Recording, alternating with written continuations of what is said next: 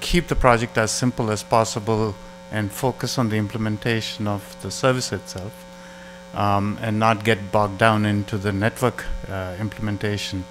So to do that, we essentially took 4 switches in a switch network and connected them up so that we could realize the LAN service rather than trying to do this with either an MPLS or EVPN circuit. So in trying to implement, we got some headway into getting at least the all port-based LAN service going, which is the EP LAN service. Now with EVP LAN, we had some challenges, and I'll get into it in a minute. The latest set of code that is there will be updated in this particular GitHub location that's pointed to here. From an architecture perspective, it was trying to move from a point-to-point service to a multi-point to multi-point service. And our decision was to try to replicate the packets closest to the PE node as possible. And links to the test results in the demo will be posted later. So the challenge that I was talking about with configuring a VLAN-based LAN service is the fact that Yang has no way to, Yang allows you to set a value. It doesn't allow you to set a range of values or a set of values. VLANs can be defined in either of one of those formats. So we need a way to be able to specify a range or set of values, but I have to say that from a Yang perspective, it's a nice to have. I don't know how open the idea would be to redo 7950 just for that. From programmatically, you can always have multiple iterations to specify multiple VLANs. So here's a list of team members that worked on it. Most of the team members were remote this time, and I have set some pointers to the specifications that we use for defining the models. Thanks.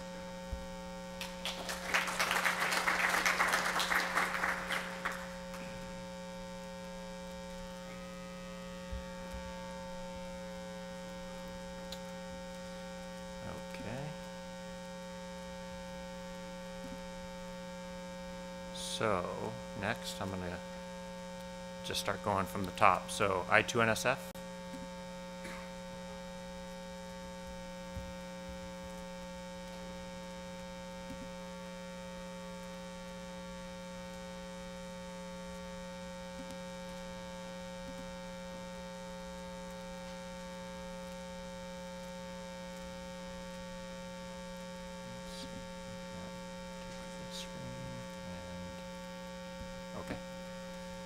Hello, this is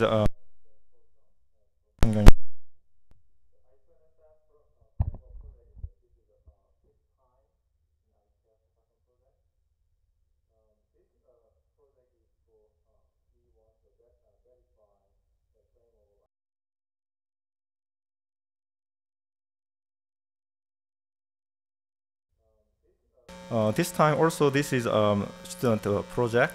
7 grad students from Seongjonggan and 2 grad students from Sungcheol in Korea, and also 3 professors and 3 researchers in Korea and Japan.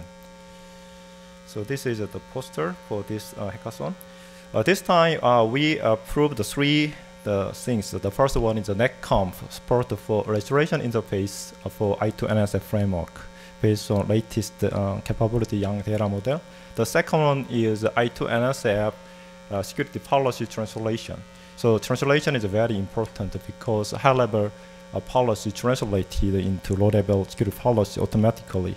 Third one is automatic policy provisioning. Given a low-level policy, we match into network security functions to satisfy required low-level security policy.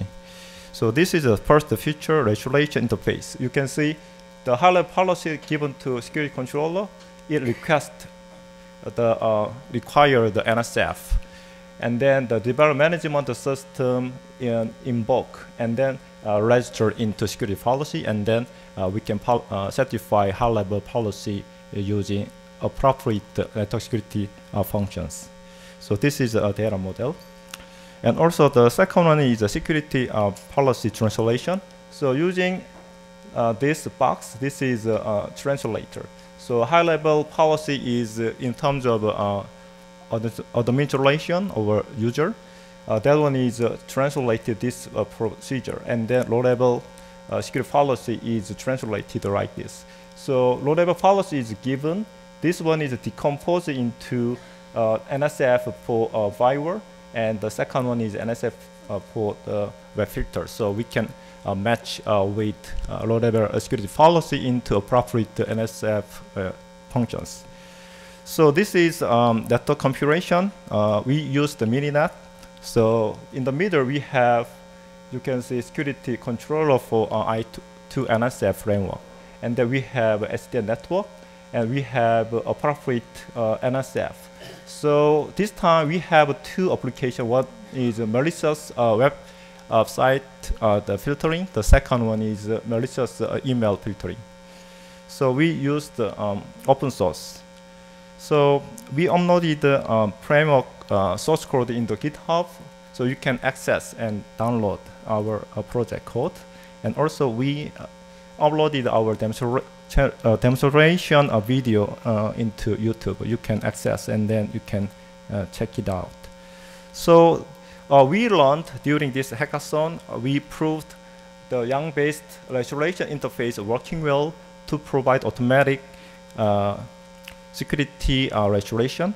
And also the second one is security policy translation, very important for I2 NSF framework. So we proved using our hackathon project. So also we showed based on pure open source, we can make I2 NSF framework. Thank you for your listening. Thank you.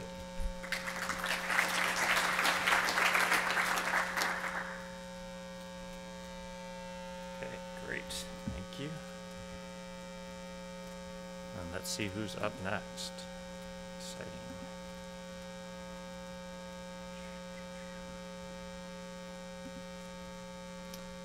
Okay, how about CUSP?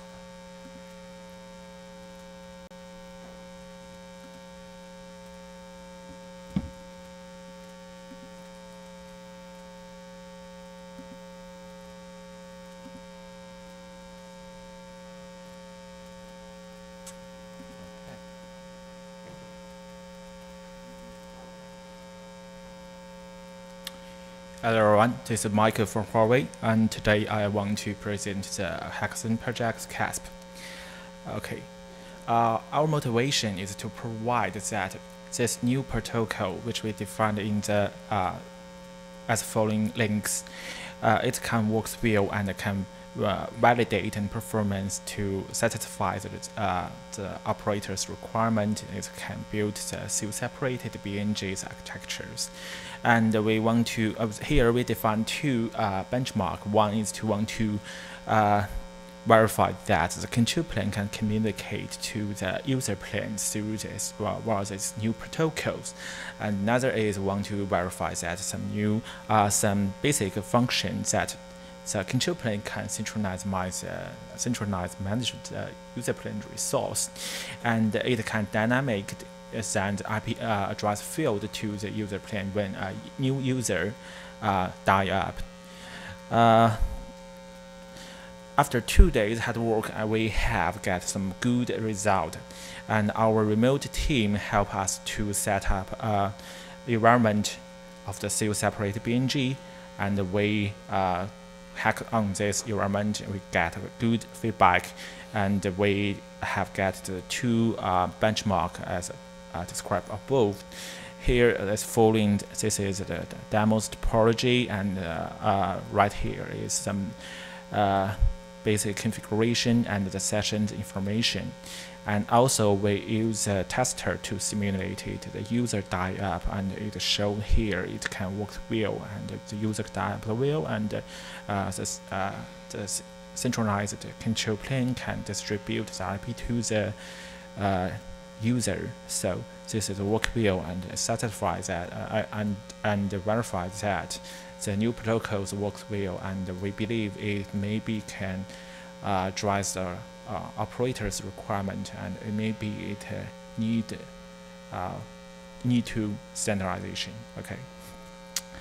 Here I want to thank our teams. We have very large and efficiency teams who are hard work and very give some valuable input and contributions. And especially I want to thank the remote participation team who help us to simulate who help us set us a simulated environment. And also I want to mention here is that in China it's very late now, but still online to support us even though today is the World Cup the finals, but they don't see the match. They online support us. I'd like to thank them very much. Okay, also I want to mention is that we will show our demo in tomorrow's Hackathon Happy Hour. And if you have interest in this topic, please to join us. Thank you.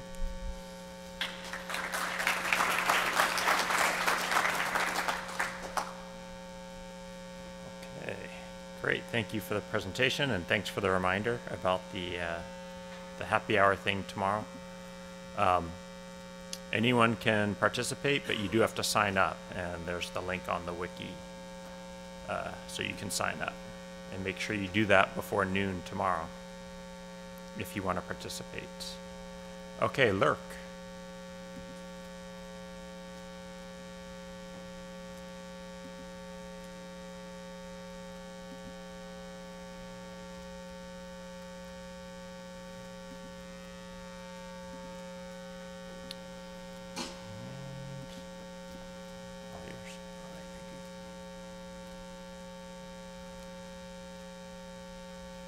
Hi, my name is Sanjay, and I will be talking about Lurk project, which we started at the last IETF Hackathon in London. So just wanted to give an update from where we were to where we are today.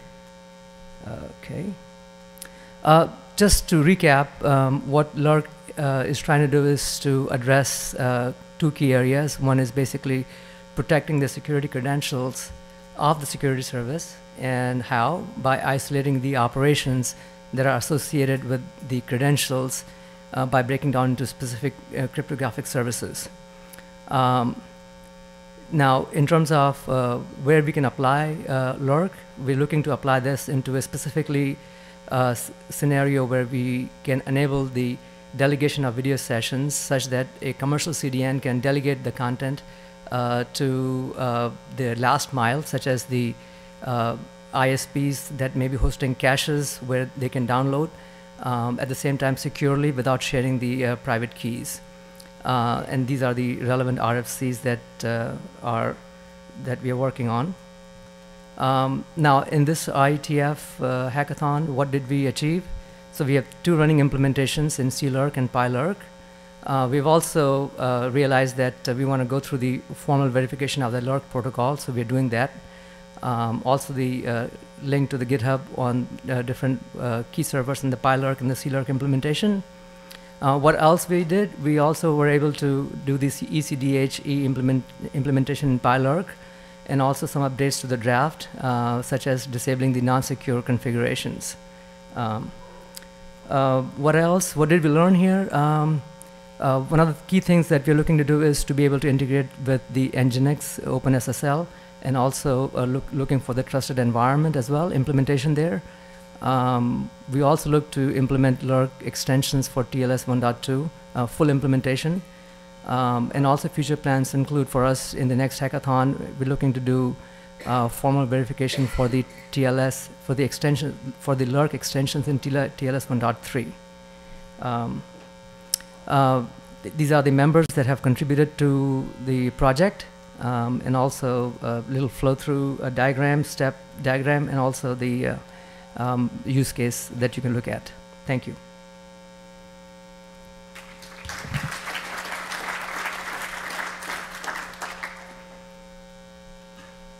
Okay.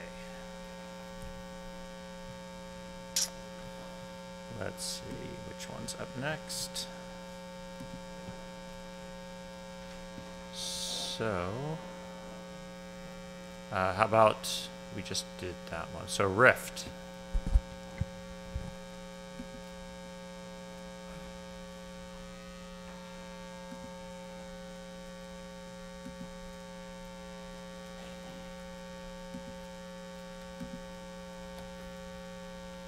Okay. All yours. No, finally some color, huh? So what did you do? We did something called Rift, which was the first time we had actually a hackathon. Stuff is relatively new. Things went much better than expected, and we got much farther actually. Who was here? About 5 people were hacking code. Bruno, as a free radical, probably the most, and a couple of people have shown just no cookies in the company. So what is Rift? So Rift is a new specialized routing protocol just for IP fabrics, especially data centers. It's a mixture of link state and distance vector protocol, if it means anything, so fairly novel. It's completely schema-based, which is kind of, radical for routing protocol in IETF. What did we try to intend to build in this hackathon? We tried to get a Python implementation, the first piece, which is basically adjacency formation, which is quite complicated, in Python to interop it with something which is already available from a vendor. So basically two packages having run into an interoperable test and bring up an adjacency.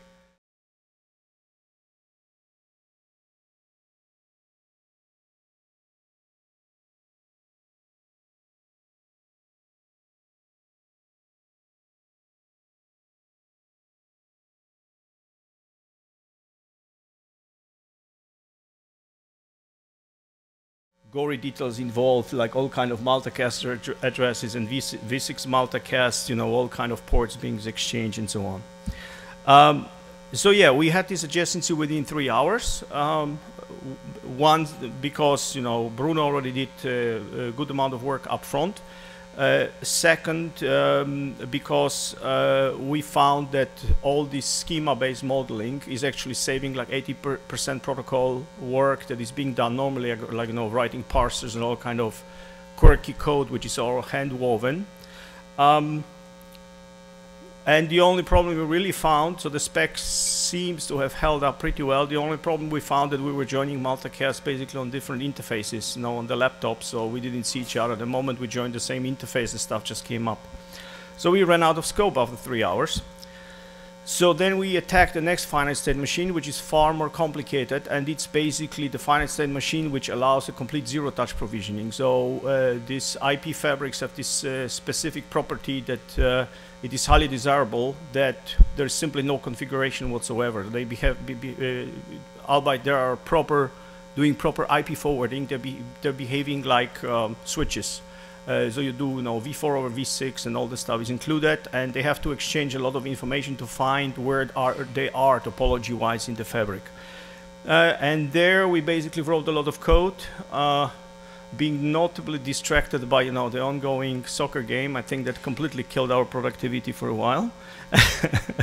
And we ended up with very serious amount of comments on the models, certain quirks where the model wasn't completely orthogonal, where it wasn't clearly specified, some finite state machine events being better, specified, draft procedures. I mean, the spec is like 70 pages and growing. It's a full routing protocols. It's quite a sizable thing. Yeah, so actually we got much more out of this hackathon that we expected. Yeah, all done. Thanks.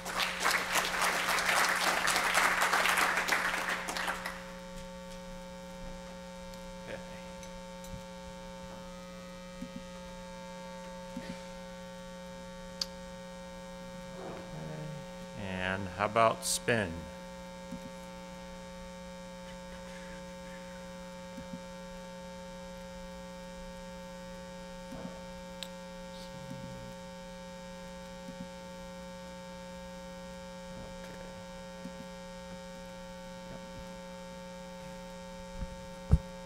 Okay, so this is the presentation of the spin. So for those who you don't know, the spin bit is a proposed mechanism that will allow passive observer to do measurements of round trip time of quick flows by observing in the middle using a single bit only. So yeah, the relevant drafts are basically all quick drafts. So what we've been focusing on in this hackathon is if we can use heuristics to get more robust measurements using this single bit only, because we have observed problems when there is a lot of packet loss and reordering. So we'll see, can we make this middle box that observes the spin bit more robust and make the code more viable. So what got done was that we took a crappy middle box that we had started implementing last time and improved it so we could handle multiple parallel connections. We implemented new heuristics to reject bad RTD samples, and we also improved our our measurement system. So we could include a sequence of NetM links where we could apply different impairments and different latencies, especially looking at delay and reordering. So we could try a lot of different conditions. So we learned a couple of interesting things here. That the network impairments have totally different effects on the sort of quality of spin bit measurements depending on where on the path they occur. So if impairments occur below the point of measurement, then they have virtually no effect on the how well the spin bit works. If they're above, they affect the spin bit, and there is where we need to apply our heuristics. We also looked at the effect of the sample frequency, comparing the spin bit sample frequency, which is just once per RTT, with the sample frequency that the server has, which is basically for every ACK. And we could see that it had basically no effect on the RTT estimates. Just some little result we got here is, this is an example of the results we got. This is measuring a 5% reordering happening above the spin bit measurement point. We track here the RTT as observed by the spin bit observer, and the server at full frequency, where the RTT is collected for every ACK, and the server collecting the RTT measurements at the same frequency as the spin bit. And we see that the spin bit measurements here track the RTT very well. So we're really happy with these results. So yeah, we learned that the spin bit rocks. That's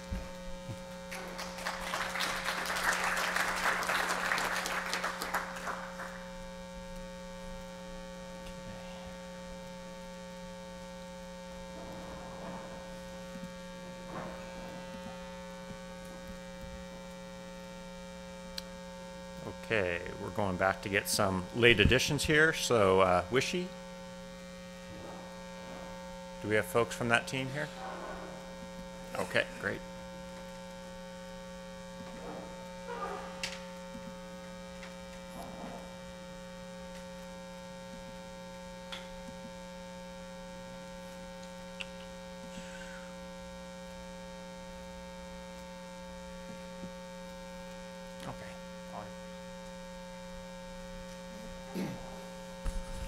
Hi. So in case you don't know what Wishy is about, this is about light bulbs. And we are trying to work on IoT semantic hypermedia interoperability. And what that means is we have done a lot of work in the last decade creating an IETF stack, and that is being used by a lot of people now. Maybe I should use this. This is used by a lot of people now, and they all have added their own application layer to it. And now we have the next level of interoperability problem. So how do we build a global IoT out of all these parts? And there are already several SDOs out there that have found out that maybe they want to be the glue that binds all the other SDOs together. And so we decided we are going to be the solvent, the thinner that goes into all that glue. So this is essentially what we are trying to do here. So there are lots of existing data models like lightweight M2M and IPSO and OCF and so on. And there are also semantic web technologies that actually turn out to be useful this time. And so we now have several forms of self-description. One's defined here in the IETF, like RFC 6690, or the thing description that is being done by W3C Web of Things. And we have various forms of directories where self-description information can be stored. And by now we actually have lots of code, but the point is we need to get all this come together. And so what we did this time was lots of infrastructure work. So one of us closed about 40 issues in the Node What implementation. We fixed the resource directory. We integrated with IKEA lights and made thing directories accessible on the cloud, did lightweight M2M, thing description generators, what servience, and so on. These are all, it's all alphabet soup if you're not familiar with the technology, so I'm not going to read all of that. So in the end, what we learned is 1.5 days is too short to thin all that glue. So we probably will do more hackathons in online form. Since we're at the application layer, we can easily do that. On the other hand, lots of things are now coming together. So when one of these lights goes on on our table, usually you have about 5 different SDOs working together to make that happen. And this is now happening and starting to work. On the other hand, we also identified, given that we are a research group, we are happy to have identified a number of research topics that will need work to get a more comprehensive solution. If you are interested in that, you can come to the Think to Think research group meeting on Thursday. Thank you.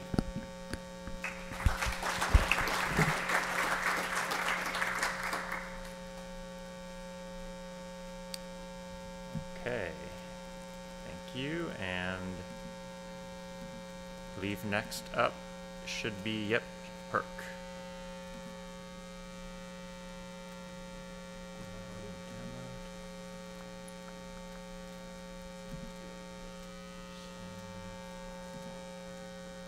Cool. Where'd the little thing go? Usually there's a little. Oh yeah, there. Cool. Thanks. All right, who here loves video conferences? Woo! Who here hates surveillance? Yeah. So we can almost give you one of those without the other. All right. We have extreme privacy in this presentation. Yeah. Well, it looks fine on the screen. Let's see if we can just, like, is that visible like that? Yeah. Is that clip? No. All right, I'm just going to improvise like this. So you may or may not know, whenever you make a video call, voice video call through BlueJeans or WebEx or Jitsi or whatever the conferencing system you're using, the conferencing provider can see everything you're doing and deliver it to whatever intelligence service it's collaborating with, whatever data services it's selling off your metadata to, and all that stuff. It's not very private at all. So we've had this working group called PERC to add some privacy to that so that you can have these conferences without the conferencing provider being able to see all that stuff. And so the idea of our hackathon group today was to take some of the drafts that came out of that group, these 3 we've listed here, and hack them into a bunch of open source products. So libsrtp is very widely used for protecting real-time media. NSS is a library that's used for DTLS and a bunch of key management stuff. Firefox, I assume you've all heard of. And then we hacked up a media distributor and a key distributor, which are some infrastructure bits, one in Go and one in C++ wrapping NSS. So the short answer for what we accomplished here is we made this like whole crazy key dance work. This actually does tell the story of PERC if you sit and stare at it for a while and you're not colorblind. Sorry about that from an inclusion point of view. But basically, there's this whole dance that you go through involving DTLS and SRTP and some extensions to those and passing a bunch of keys and parts of keys around and encrypting things and decrypting things that allow the media distributor, this conferencing server, to do the little bit of modification it needs to do without also getting to see the contents of the packet. So the upshot of that is, you get the conferencing experience you're used to without the need for the conferencing server to see the media, see the actual audio and video you're exchanging. So we got most of this done. We, I think, have audio working. You can do audio conferences through this now with full privacy. There's just something in the operating system that's fragmenting our video packets and causing everything to go bad. So video's not quite working, but we got kind of audio working and proved out this new architecture. Lessons learned, we're pretty much things worked as specified. We found a bunch of clarifications, as you might gather from that previous slide. There's a bunch of complicated slicing and dicing in this key and that key and this half of the key, that half of the key.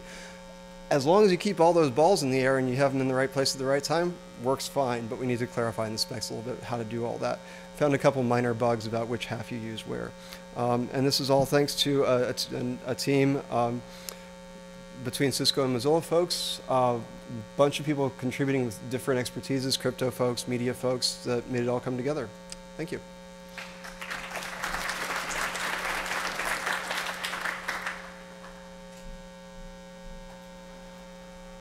Awesome. Okay.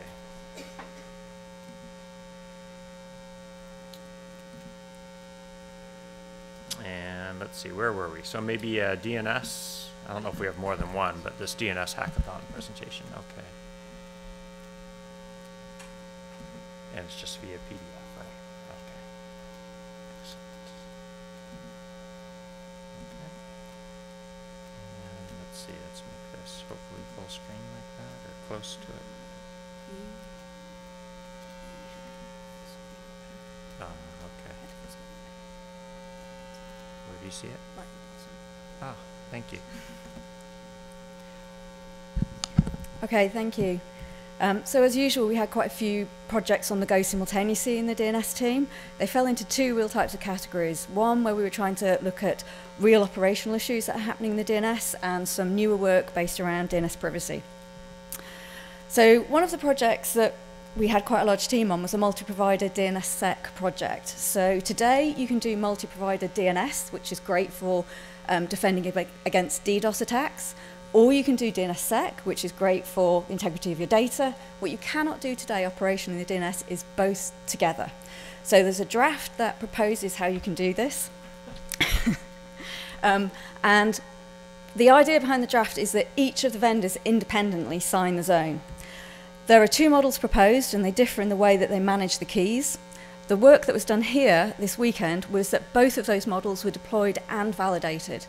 Interestingly, the first thing that popped up is that some of the diagnostic tools couldn't handle this because they just weren't expecting these configurations. They did develop a minimal API so that the two vendors can synchronize the keys, I beg your pardon, between each other, and some brand new tools were developed so that you could check the consistency of the zones that were signed by the separate vendors. So really nice piece of work. One of the other big operational issues we have in the DNS at the moment is the fact that there is no standard way to have a CNAME in the parent or at the apex of a zone, and we've been having a huge bun fight on the DNS op list about how we solve this problem. We really need a fix. So Andre Suri has a draft that he's proposing, and part of what he did is to actually test what happens today when you put a CNAME and a DNAME both at the parent and at the apex. And what he basically found is you put it at the parent, it mostly works. You put it at the apex, it mostly breaks. So he's collated the information of all the possible issues that you see in both of these cases. And this is going to be really valuable information to feed directly back into DNSOP to figure out how we move forward with a solution to this problem. One of the other projects that got worked on was Oblivious DNS. If you haven't come across this, it's a privacy technique that changes the communication path between a stub client and a recursive resolver by inserting an Oblivious DNS stub in between them. The idea here is that by inserting the stub, neither the stub nor the recursor can see both the client IP address and the content of the query, so no one entity can correlate the two. There was a draft and an existing Golang prototype. What happened here was that the NLNetLab folks started working on porting that into C. And the first things that came out of that was a huge amount of feedback to the authors of the draft into how they could change how they were doing it in DNS for the better, to make it work better with the protocol. And also the implementers were very impressed with the crypto that was defined in the paper. So this was a really, really nice collaboration between the academic authors of the draft and the implementers who actually want to get this out there. One small piece of work was looking at DOE.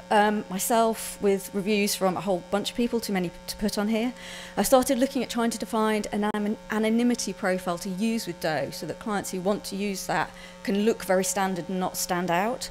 And to help us understand whether this will work or not, we developed a very lightweight proxy that you can point a DOE client at, and it will expose the headers that are being sent out on top of the DOE requests. Last slide is there was also a piece of work to take a rather old patch and port it to the latest version of NSD, and this therefore puts the capability to do DNS over TLS into an authoritative server. And this worked, it got tested, we've got some performance numbers, no real surprises, it just seems to work. And lastly, there was also work on implementing a a draft which is based around zone digests for integrity. And we had a bunch of people, and we had 2 new people, so welcome to them. That's everything. Thank you.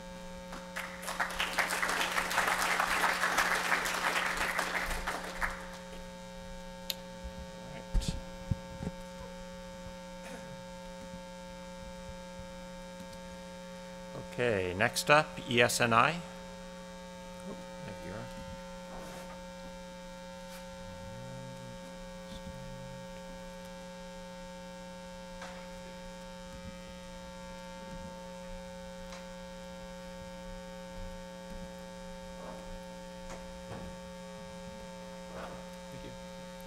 All right, hello everyone. So for those of you who may or not know, the SNI privacy problem has been something that's plagued TLS for a very long time now. We always just send this particular piece of information in the clear, basically revealing to the entire world where we're going. And so we've wanted for a very long time to encrypt this, and so this particular IETF, we wrote a draft and set out to actually do so. And the approach is pretty simple. Just shove some keys or some key shares, Diffie-Hellman key shares in DNS, fetch them privately over DOE, mix them with your client hello key share, and use that to drive some keys to encrypt the SNI, and then send that new extension to the server. And so our plan was to simply implement that and test and make sure that it worked. And this was along with some various other people, Fastly, Cloudflare, Mozilla, and Apple, and various TLS libraries, particularly Pico TLS, NSS, and Boring SSL. And the results were pretty good.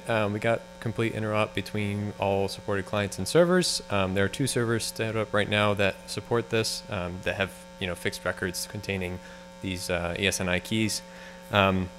We managed to get into Firefox, so you, like in a a branch somewhere in Firefox, you can actually go to these particular domains and connect with the SNI and get served the right certificate. And we're working on finishing up experimentations with Safari as well. Ta-da! That's it.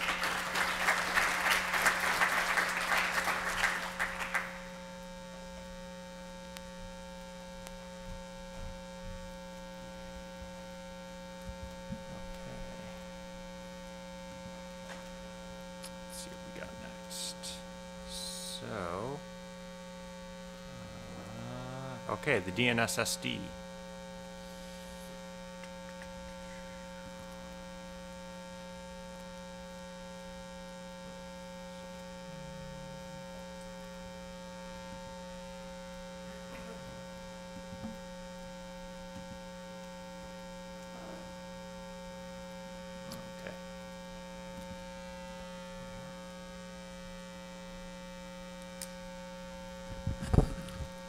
We did some work this weekend on DNS service discovery.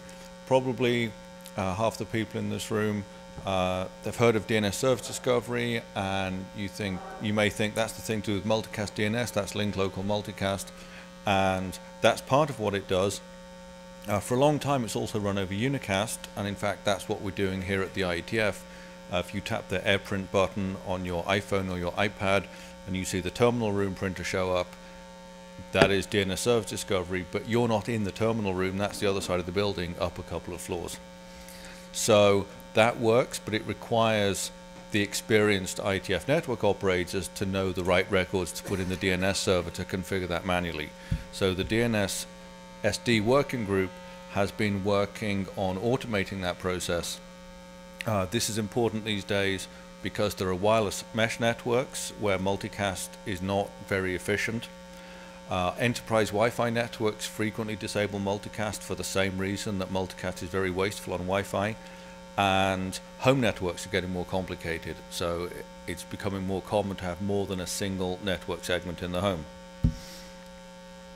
These are the documents we're looking at. 6763 is the base service discovery specification. That defines how the client does the queries over unicast DNS. What we're adding is automating populating the namespace. Ted Lemon has been working on a relay which is analogous to a DHCP bootp relay.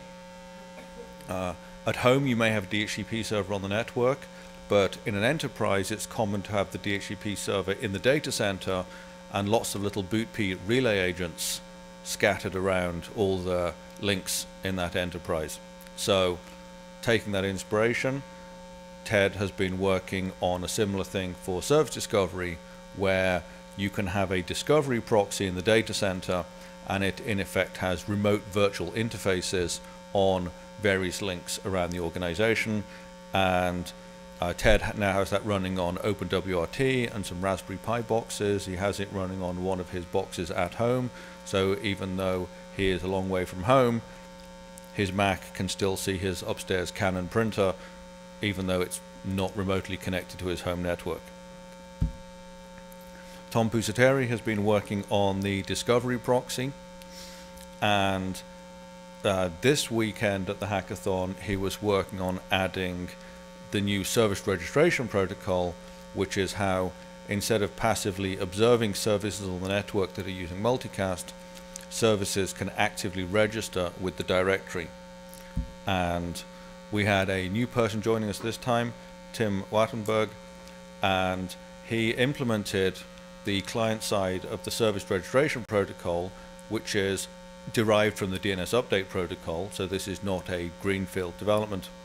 He implemented that in Python, tested that against bind9 with DNS update enabled, and his code is now in GitHub. The little screenshot there is showing I was looking on my web browser. This was in fact a remote screen sharing connection to my house in Santa Cruz in California. You may be able to see there I've got 4 of my Access Network security cameras are showing up when Tim used the registration protocol to advertise another web service. That 5th one appeared on the list at my house in California. So that's what we've been doing this weekend. These are the people who are working on it, and it is Tim's 2nd time at an IETF meeting and 1st time at a hackathon. So welcome, Tim.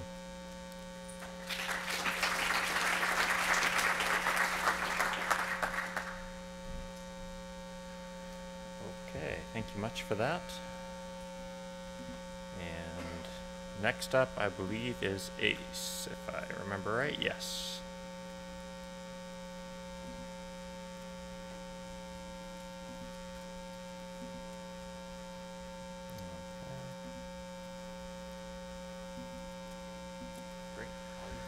Hello, my name is Ludwig.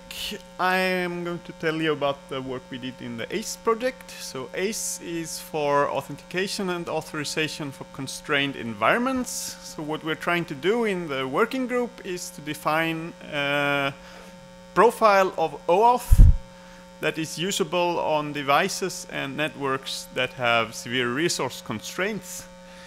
And we're now at the stage where we can try and have code talk to each other, and that's what we basically plan to do. So we had different implementations of these 2 drafts, and we wanted to get them to talk to each other. We had a interop test specification, which I wrote and thought was really detailed. Turns out you can never be detailed enough. It's like you can always get a key identifier wrong or whatever else you can find to shoot yourself in the foot. I'm going to get back to that. What we did was we got our implementations to talk to each other. You can see various repositories from our implementations that we had in place. Actually, all the SCI ones are the same implementation, but they split it up in different repositories for different functions. So in the course of the interop, we did a number of updates to these implementations because we discovered a lot of problems in the code. Luckily, we didn't discover new problems in the protocols, so looking good. We had some questions though, mainly about key identifiers and how they are supposed to be handled. What we learned is, yeah, we can get the basic protocol interactions to work. We can get the different implementations to talk to each other on unconstrained devices. Dan here is still battling with the constraint implementation, which is magnitudes more difficult to get running. So we're all not envying him for that task.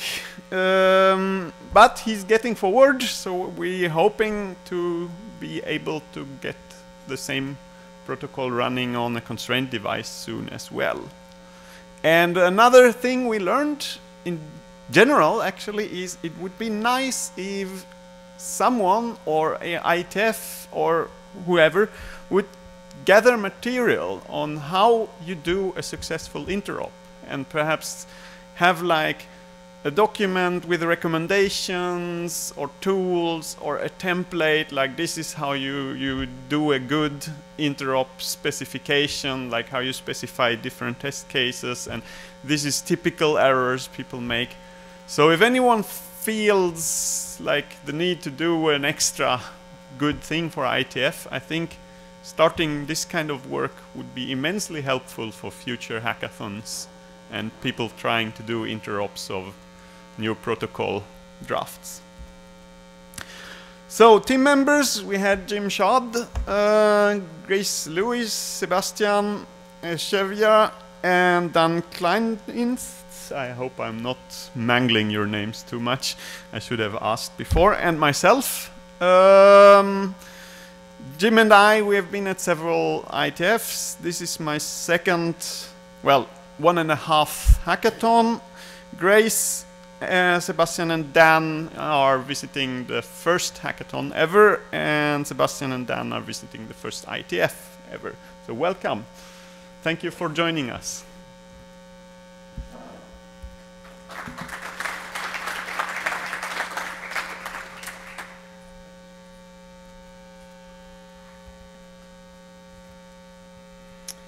Okay.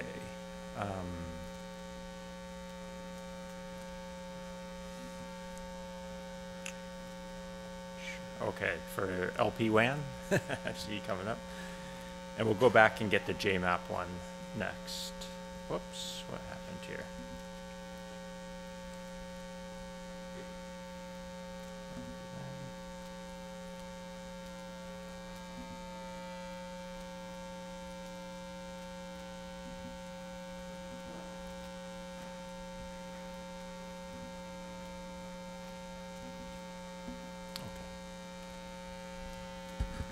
Good afternoon.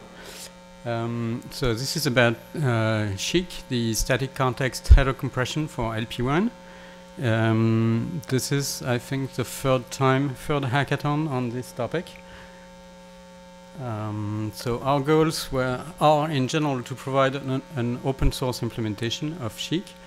The draft is listed here, and right now the draft is in version -16. Some changes have been made recently. The draft is entering its second working group last call, and so our goal was to advance the state of the code to reflect that -16 version.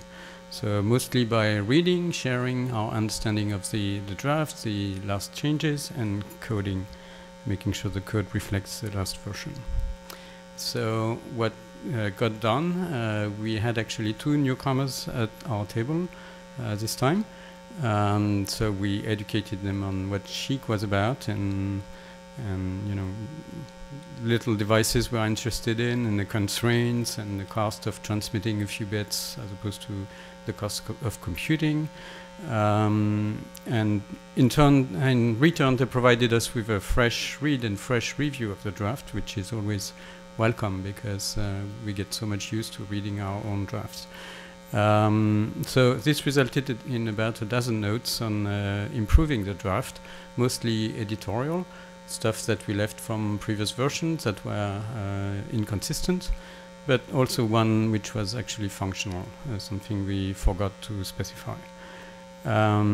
Also, we updated a few contributors on the recent advances of the draft because they hadn't followed all the details of the discussions.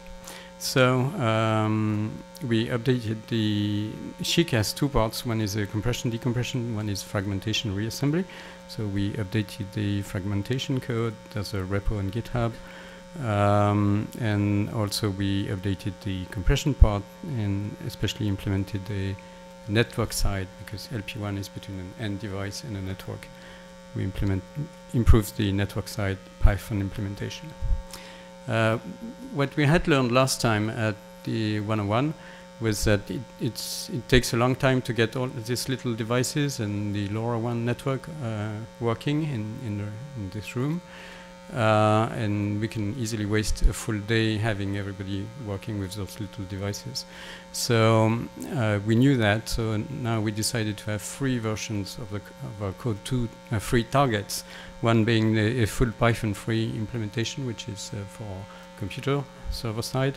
One is the PyCom's MicroPython implementation, and one in between, which eases the transition between the two, is the Linux-based port of MicroPython, which allows anybody in the world with a computer to get acquainted with MicroPython, which we didn't have before.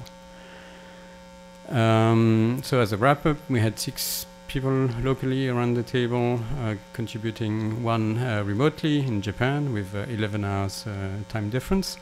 So he stayed awake until 4 AM local time to contribute to the group. And 2 among those were newcomers to the IETF and to the hackathon. And so we got the code advanced, but it's not finished, so we'll probably carry on working on it during this week and after that as well. Thank you.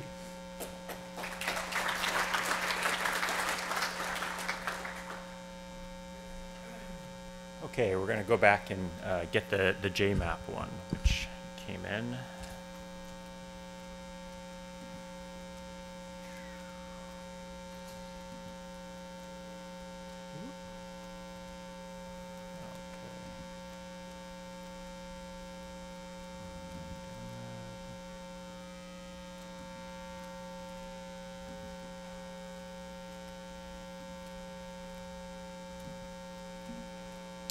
I've only got the one slide here. We were a group of people kind of all working on our own thing. The JMap project is a replacement protocol for IMAP and for email. And so we have had a group that were working on a client in PHP for PHP webmail systems. We had a group working on the JMap tester, which is a test suite for server implementations. I was working on the JMap Perl proxy, which proxies from JMap to IMAP, CalDAV, and CardDAV servers so that you can run your existing servers and run JMap on top of it. And we also did some work on the Cyrus IMAP server and found some inconsistencies in the spec, which we have pushed some change requests back for. We're meeting tomorrow afternoon if you want to come along and find out about it. And we'll keep working on getting all of these finished. That's all I've got. Cheers.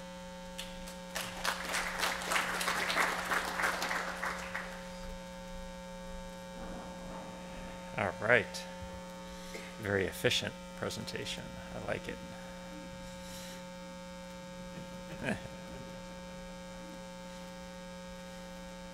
Okay, so next, MLS.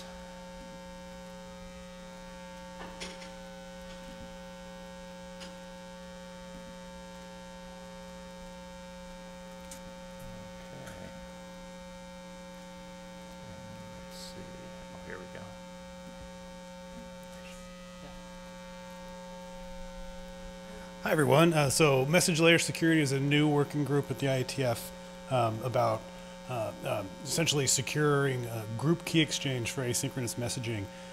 So these drafts are very early on, and so this is that's just a disclaimer for the whole rest of the presentation here. So we wanted to basically get a common understanding of what these drafts embody. There's 2 different key exchange mechanisms, one using Diffie-Hellman, one using a public key mechanism. And we just wanted to figure out, can we compute the same trees? Can we compute the same stuff?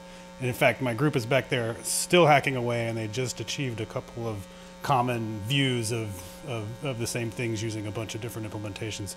We have some new implementations. Everyone is sort of comfortable using different things, and they sort of want to use these in different applications down the line. So there's a C implementation, there's a JS Node one, there's a Java one that John Milliken's working on.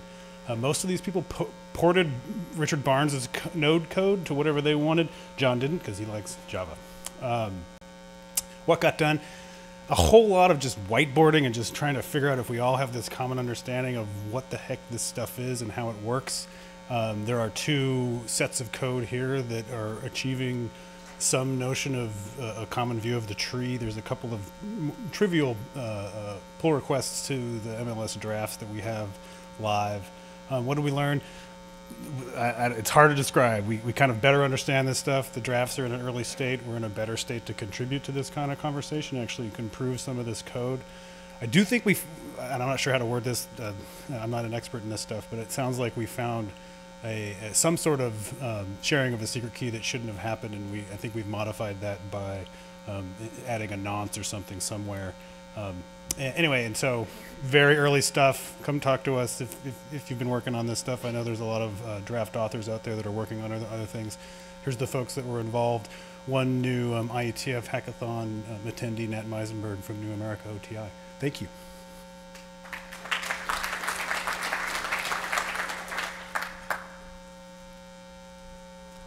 All right. Well, it's great to see the code coming in very early in the process and helping with the learnings there. So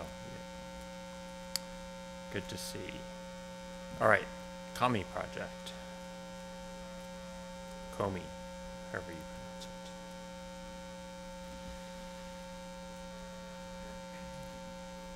Oh, great. Over there. Okay. Right. It's all yours.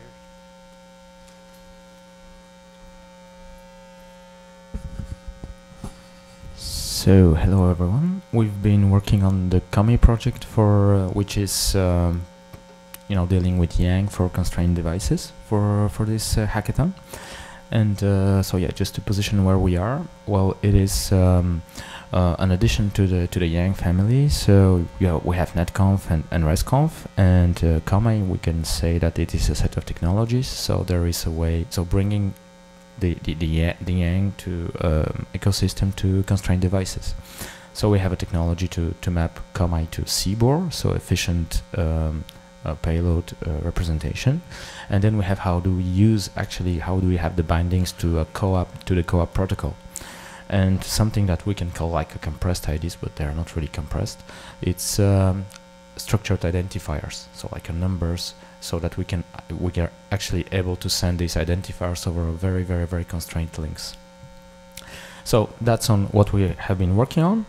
What exists? Well, we have a couple of drafts that are working group items and that have been stable for some time now. We have a running example registry for these numbers that is out there, so you can go and you can play with your own Yang modules if you wish.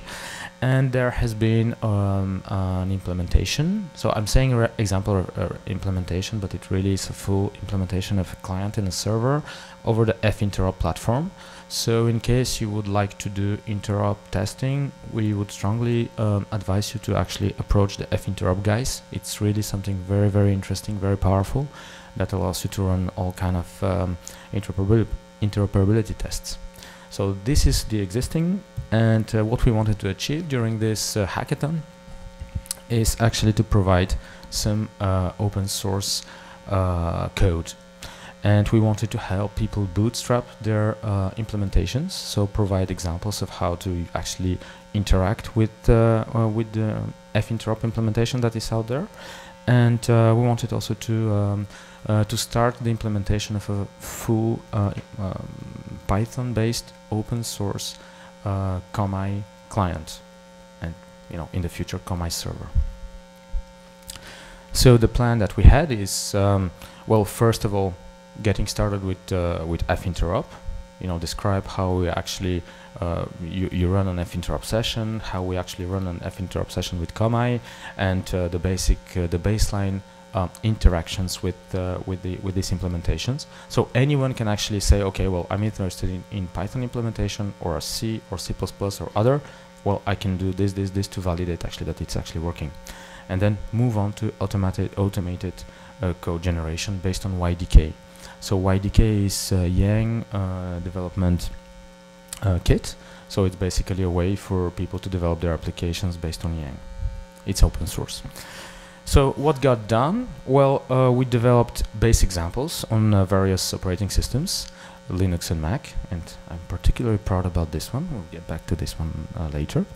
And we actually clarified, really, this helped us also dive into the how do you develop a Komai client and server, by the way.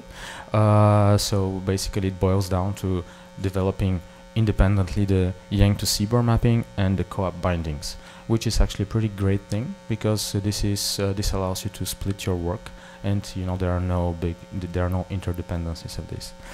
And that's actually a process that is compatible with commercial and even open source netconf RESTconf servers and clients. So you can get your existing netconf RESTconf server and you can add Komai pretty easily. And we actually identified also the steps necessary to do this. And we started our YDK-based Komai implementation. What we've learned is that it is not really the great thing to have like over a sport event, the hackathon. Of course, the normal difficulties when you mix up Python with different versions, with Mac, with IPv6, and we needed to change libraries several times. Well, a very good pointer is to virtualize your hackathon environment, if you can use Docker or stuff like this. And also YDK is user-friendly for the users, but if for people that try to extend it, a little bit less so. And I'd like to thank our participants. So this is our first hackathon, actually, that we started. We had a person that was a remote participant, we had a first-timer, and we had also cross participation with the core Yang group, so that we really had a very great discussions about this. And you have the docs that are on the Etherpad, and you have some code on GitHub. Thanks.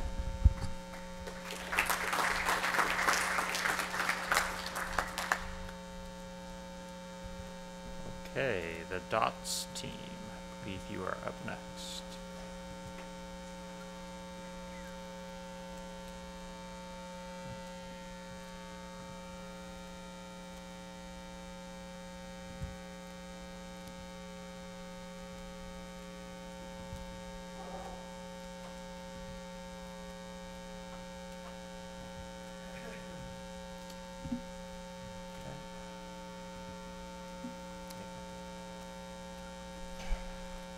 Hi, hello everyone. I'm Kana Minjiska from IETF Communications. Today I'd like to talk about the update of DOT interoperability testing. Here's our hackathon plan. DOT is a DDoS open thread signaling, which is for standardization of signaling for DDoS protection. So actually, we are attending the hackathon from IETF 99 consecutively. Then at that time, there was only one implementation, but this time we have mainly two implementation, and then we did the first data channel interrupt. This is the phenomena. So what was done in the interrupt? There are two implementations. One is Godot, which is the OSS running on AWS from my side. Then on the other side, one implementation from NCC Group, which is running on the production anti-DDoS box. Then as dot client and dot server each other talk over the signal channel and data channel. As I said, the data channel is the first time interoperability testing each other. Then on the data channel, we do the helping function to the DDoS mitigation action, like registration of clients and ACLs, and also capability discovery or something. Then here is the interrupt result.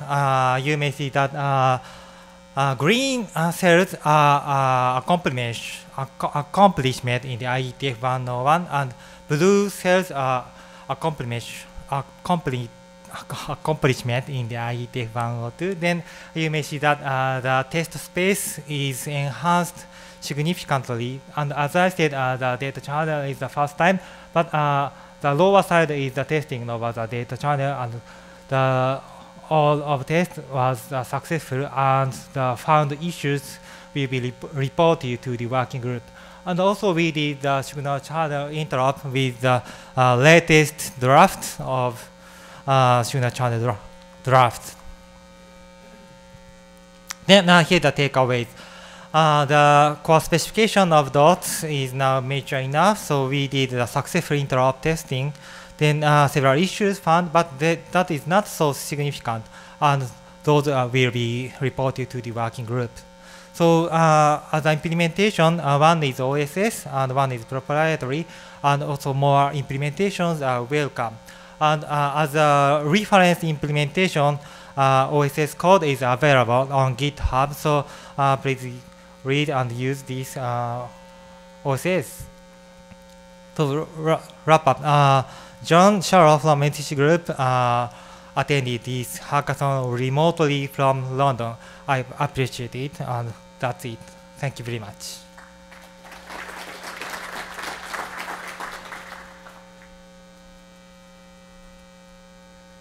Okay, a couple more. So Suit is up next.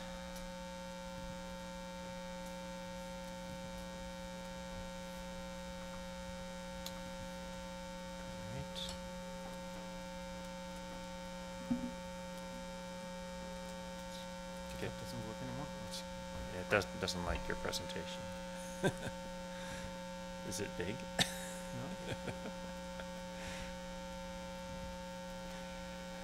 Okay, there you go. So we worked on firmware updates for IoT devices. It's a continuation of a hackathon we did in London, and we also had one in Berlin roughly 1.5 months ago.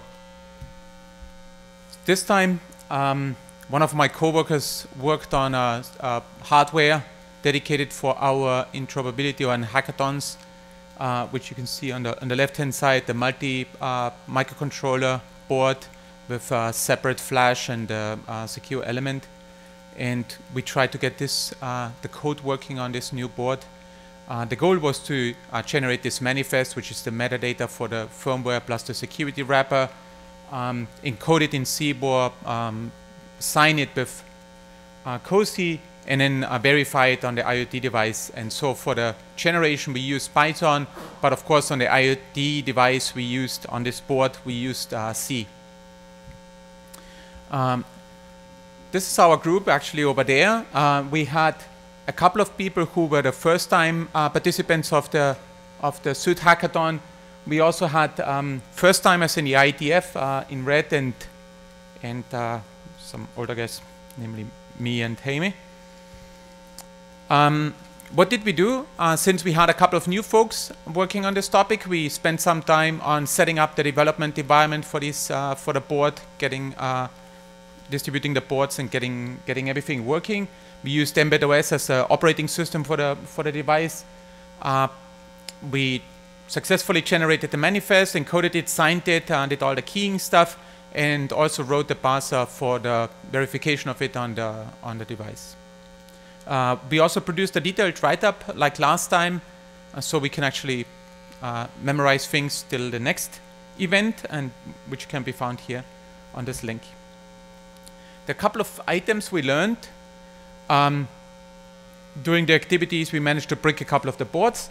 That's obviously we need to work on that.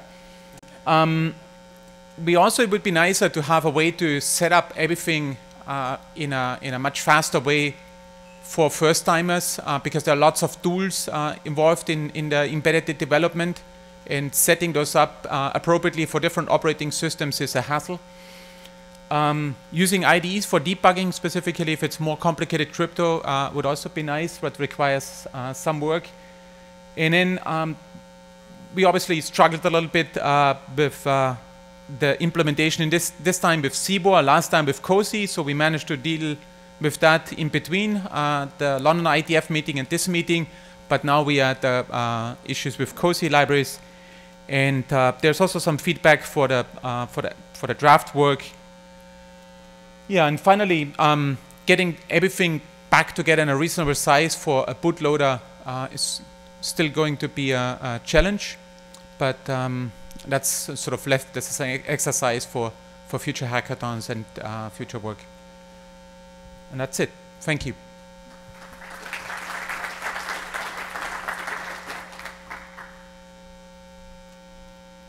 All right, and now we have a remote presentation.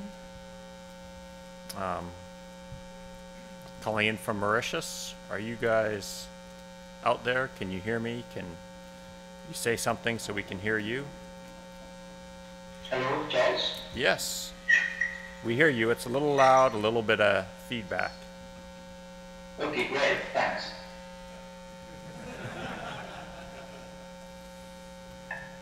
Okay, I'll advance the slides for you. But yeah, we are getting some feedback, so I don't know if you need to be away from a mic a little bit or something. What am I doing?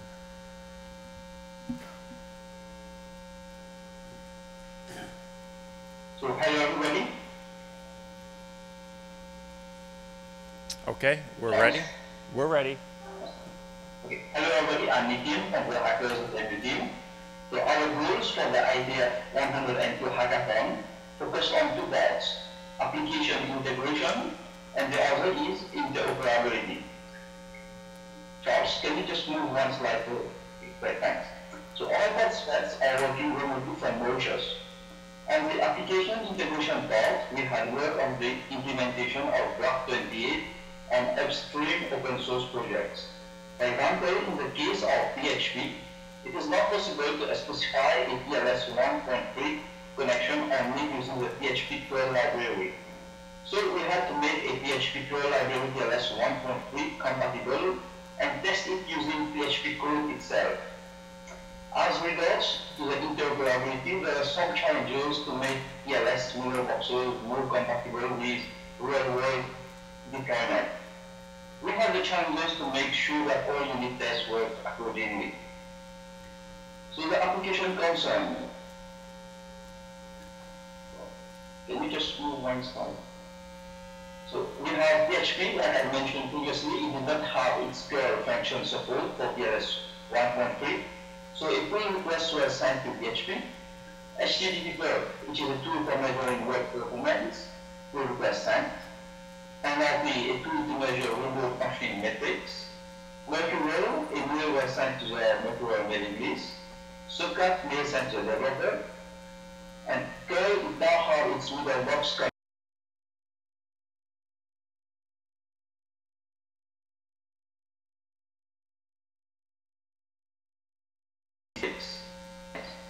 we have been able to accomplish several interops tasks with several TLS features such as full handshake, resumption, and zero RTP.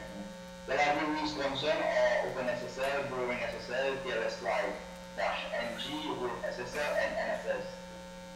Well, interop is very important as different implementations can interact with each other thanks to Wireshark, which helped us a lot. So here are our participants.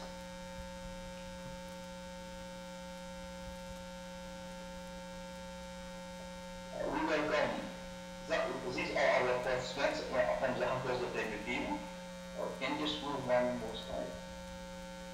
So we also have our first time participants in the IETF TLS 1.3 Hackathon. Our youngest participant is actually 15 years old. So all of them were on the TLS 1.3 except Vigish from Nani, who made an amazing hacking on HTTP 5.1. So I included a few pictures of us during the IETF 102 Hackathon. So that's us. And can we just one more? So that's near our pool in Mauritius. So I would also like to thank Nick Sullivan from the TLS 1.3 dev team, Lorenzo and everyone from the Mexico team, Charles and Barry for participating in the hackathon, and the open source developers who collaborated with us. So thank you everyone, and looking forward for the next hackathon. Okay.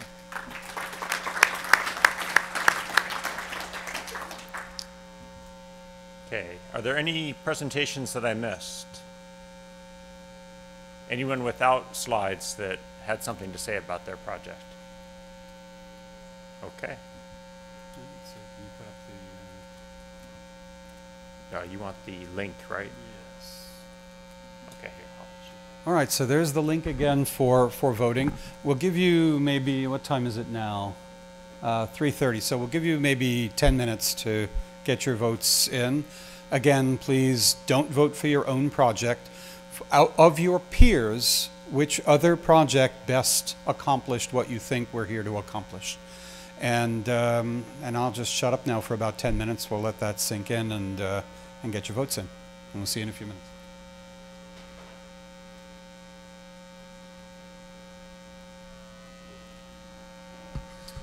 So I'll leave that up on the screen for those of you who need to get the link.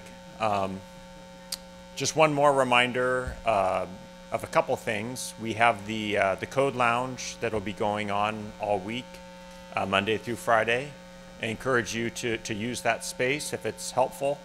You don't have to sign up. There is a sign-up sheet. The signing up is really just to help you coordinate with other people, so you can kind of put your name down, your project, and then everyone knows that you're planning to be there at specific times.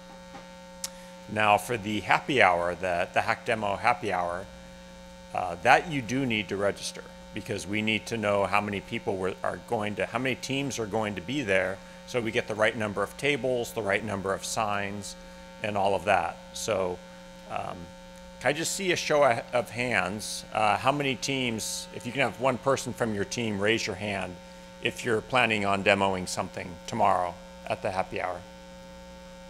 1, 2, any more? Okay, 3, yeah, so, okay, I see 4. So, again, it's just, it's a way for you to share what you've done, get some more feedback on what you've done, share it with more people. It'll be great to see some of these teams, you showing other people what you've done. It's also a real good way just to get the word out about the hackathon in general and what's going on here. It's really nice to see so many of you here, but there's obviously a lot more people who maybe have been intimidated or didn't quite understand the spirit of it, and showing your project there is a good way to get that word out. All right, so how many of you think the hackathon is really useful and fun and accomplishes a lot? Clap, clap. All right. How many of you think Charles does a great job running this? Yeah. All right, thanks, Charles.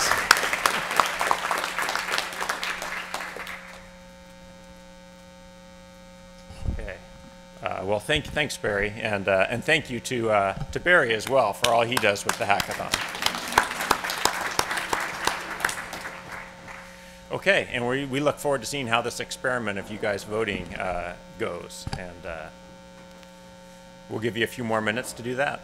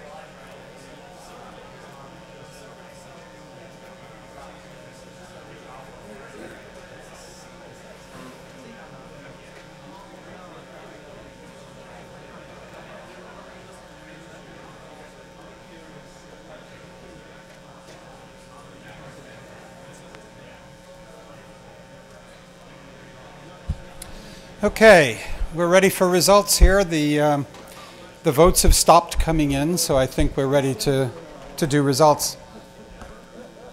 Thanks everybody for doing this, participating this way. I think this was a fun way to do it. I like the way it's worked out. We have a clear sorting out here. The number one group is the DNS, DNSSEC, DNS privacy group. That's got the most votes. And tied for second, we have Perk and Suit. So, you guys come up here and collect your prizes. And thanks again for participating, everybody.